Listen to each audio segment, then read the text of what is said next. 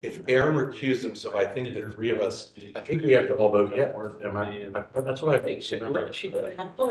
Well, Are you saying that this guy? I feel sorry about. I just thought we went through it before. No, It's in the, yeah, it's in Oh, the, it's in the code. I'm gonna look right now. Yeah, it's not right. Right. If there's a certain number of present, you have to have a certain number of quorum and. Well, right, if it's in the code, then yes, that's. Yeah, it's in the so code. I'm But not- don't you remember the one time, like there was a time where I had to recuse myself That's the. and I voted no. She's pulled. So everyone, I can't, it was weird. Yeah. There were 4 of you here and 4 was a quorum. So you voted no, it was Hamilton Quarter. Thing, just the. Right, it was Casto, yeah. So you were like, to make it seem like I'm not. Right. I'm voting no on my client. Yeah, Yes, that was Ally Pickerel yeah. decision. That is balls. Yeah. It's my employer, so. Make a decision. What, High Huff? Yeah. Well, I work for real estate, and I say, we own the house. Oh, you do? That job for. Yeah, that's a pretty blatant Application. Yeah, we own the property. Application thing. Then vote no. I was trying to figure As out, much time as it did. But I do remember that. I did. I think we're all just like, oh my God, that's insane. And that's right when I think Rich had. All right, so I'm looking right now, we're not on the, No, we're not on the meeting. Yeah, so it says graphics commission. The graphics commission, 4 members shall constitute a quorum. right, For the purposes of conducting business, the concurring vote of 4 members shall be necessary to reverse or modify any order, requirement, decision, or to grant a variance, special permit, approve a graphics plan, adopt rules. So yes, you need 4 votes affirmative, but let's see here, then it says. so we all, no, you just need 4 votes, doesn't Well, it? that's if 4 of 7 are. Well, right, it says here, except that if only 4 or 5 members are present, 4, the concurring vote of 3 members shall be necessary. Right, that's my point, I think you need 3. I thought you meant because you didn't have a quorum, but No, if we had that's your, 4, but I recused myself, so I thought we needed 3. you're absolutely correct. Yeah, Do you have to recuse yourself on this one? I know, Aaron does. but you have, it would have to be unanimous vote. It would have to be, you all 3 would have to be in favor. Is that what that's? Correct. Okay. If only 4 or 5 members are present, the concurring vote of 3 members. shall be Good luck, Bruce. So what do I do? Yeah. Better be on. Aaron does then have to recuse himself. Yeah, Yeah. Or he can't. but he has to be here for a quorum, yeah. That's right. Oh, so he makes the count. I get it now. Yeah. He wasn't here. He is a votee, I mean, you could vote. No, he can't vote, but he has to be here to start the meeting. You gotta get 3 And of it them. was- Bruce. would it be for the ones? Is this a table 1, one? 2, 3. From last month, yeah. Okay, Yeah, so when this matter comes up, if he needs to recuse, just articulate. Yep. Why you're recusing yourself, but he doesn't need to leave the room, just sit there. Yeah, yeah. Be quiet and look the other way. are we ready? Anyone I else? think we're ready. We're good. We have any area commission people coming? No? No, Mary's, made the recommendation. Tony, ready? Okay, the January 16 graphics commission is now under order. Jamie, do we have any preliminary business? There's no preliminary business, Mr. Cooper. All right, I'm gonna swear in the witness. yes, swear in your witness. Do you swear or affirm that all the information you're giving this matter is the truth to the best of your belief and or knowledge, if so say I do? I do. Okay, so we're bringing first and only application number GC 23-042. One of the commission members, Aaron Rumbaugh, that's here has to recuse himself for the record. And with that, this is Mr. Trimmer's case. Right, and looking for Mr. Trimmer would be Jamie Free.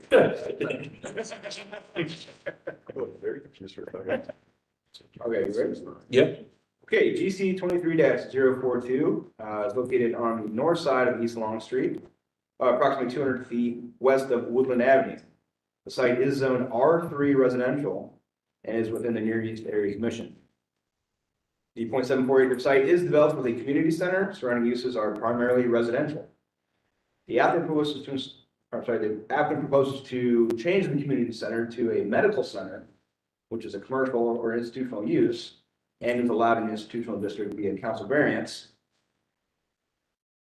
But because it's zoned residential, it must adhere to the residential graphics chapter, which is 3376.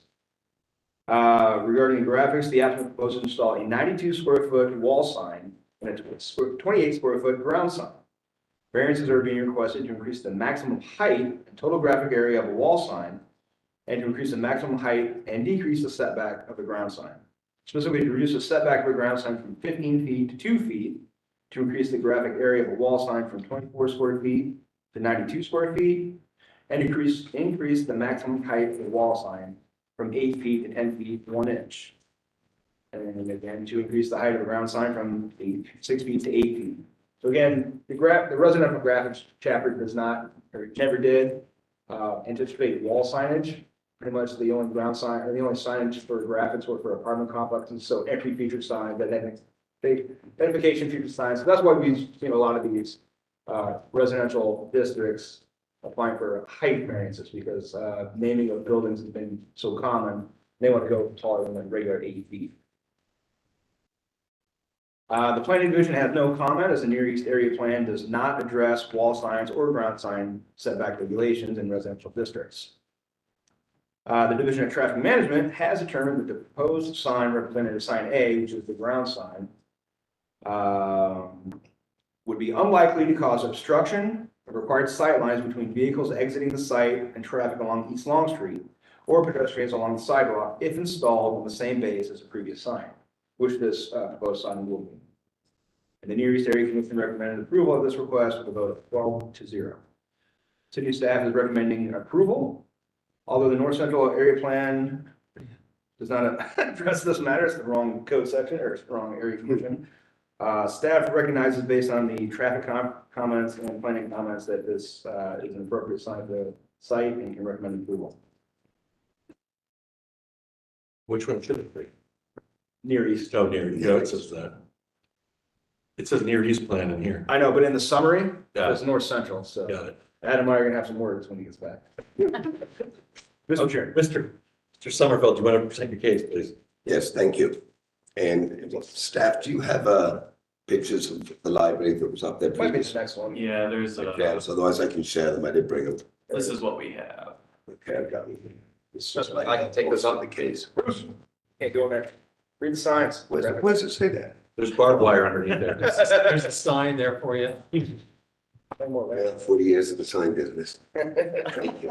People, signs don't work, is what you're saying? You don't read them, is that what You you're want to saying? submit these as evidence? I would, because I don't think they have them follow on.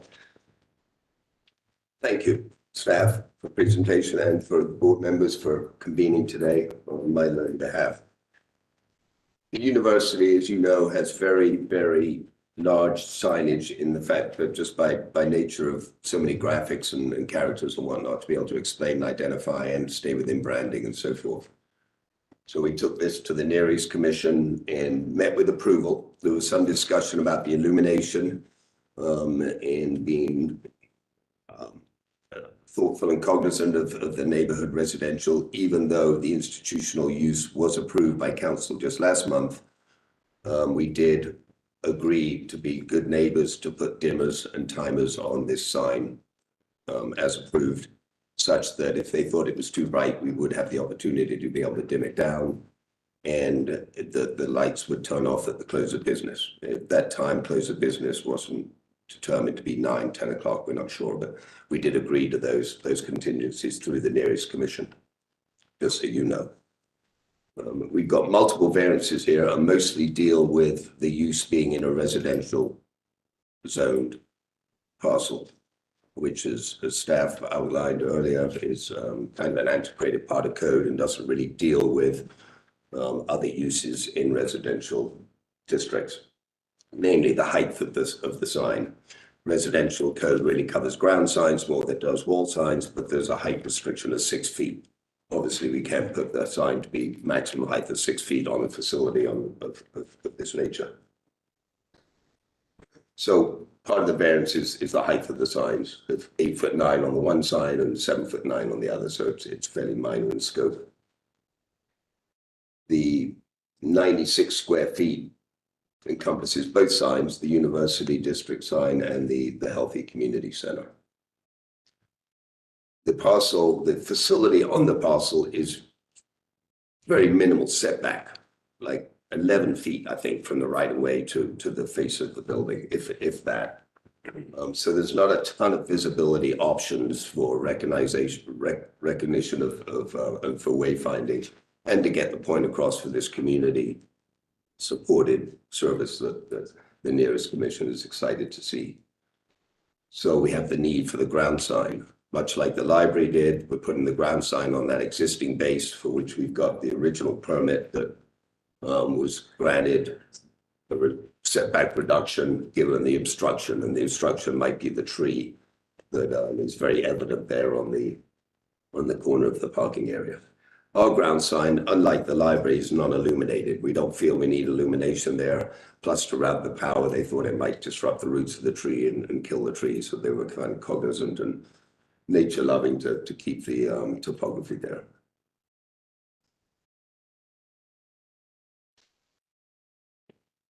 We actually thought we might be able to circumvent the need for the variance because of what you see in front of you with the library. Those signs on that east elevation total 97 square feet for what the library had.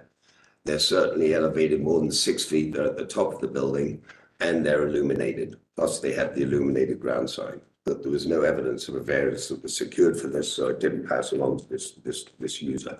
Hence we're in front of you today. I got some finding of fact that may help with passage.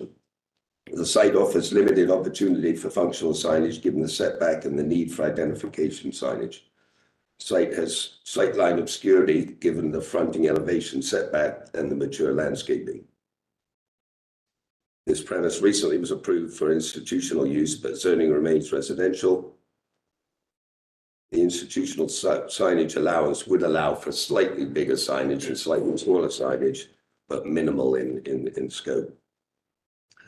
The use being for the neighborhood involvement, and the use would not recognize potential without the adequate functional identification and directional signage to bring in the community liaisons and neighborhood folks, which would be vital to the success of the operation.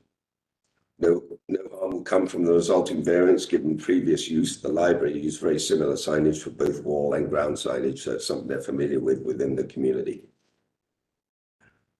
And I think the traffic did identify that the ground sign will be out of the site triangle and the setback. And we So instead of rezoning the property, you just got a variance for the use to allow the use? correct.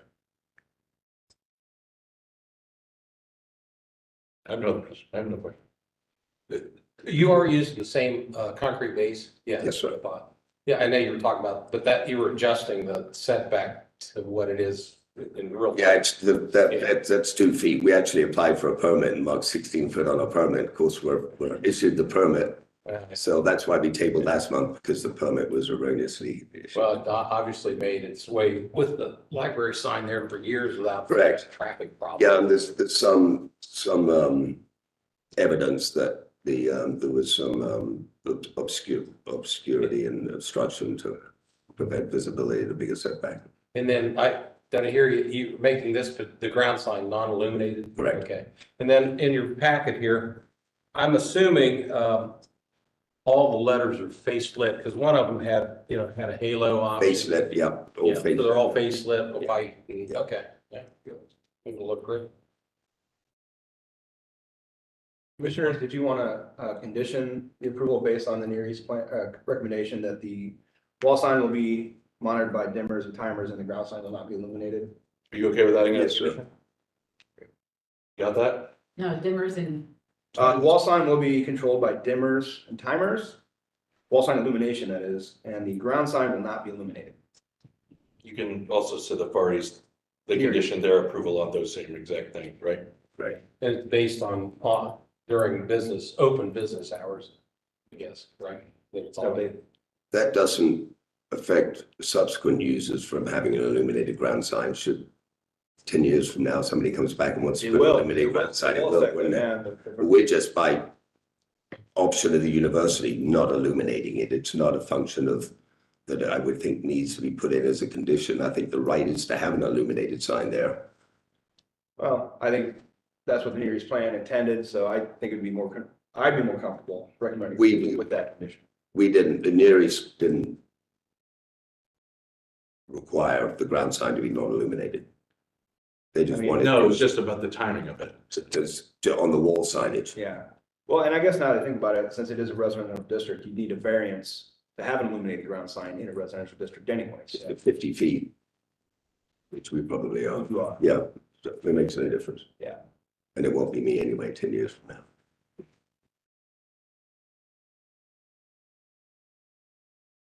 Got that, Tony? I got it. Okay. Would any of you two like to make a motion? I'll make a motion to adopt as a finding of fact summary offered by staff as well as the statements by the applicants, to the extent they are consistent with that summary. And I'll second that. I just have the recusal put on the record as well. We could do that when you do a roll call. Oh, yeah, we're doing it now. Please note for the record, Mr. Rumbaugh is recusing himself. Let's vote on that. Williams, Yes. Mr. Hoy, Yes. Chair Cooperman. Yes, and can I have a motion to approve the application based on the finding of fact from one of you two? I'd like to make a motion that application GC 23-042 at 1600 Long Street be approved and voted on based on the finding of facts. I'll second. And again, Mr. Rumbaugh is recusing himself, and we can go ahead and vote. Mr. Hoy, Yes. Mr. Williams, Yes. Chair Cooperman. Yes. You're Getting your teeth. Do you want this? Because I don't think you have that. I don't think this was in the application. Just the pictures you gave us. Yeah, we can go that to the file. And Jamie, we have nothing, anything else? Thanks, sir. That concludes our presentation. And I mean, Very lengthy meeting is now adjourned. all right, guys. Appreciate you very much. Thanks. Aaron, can I have that? See you next month. Got it.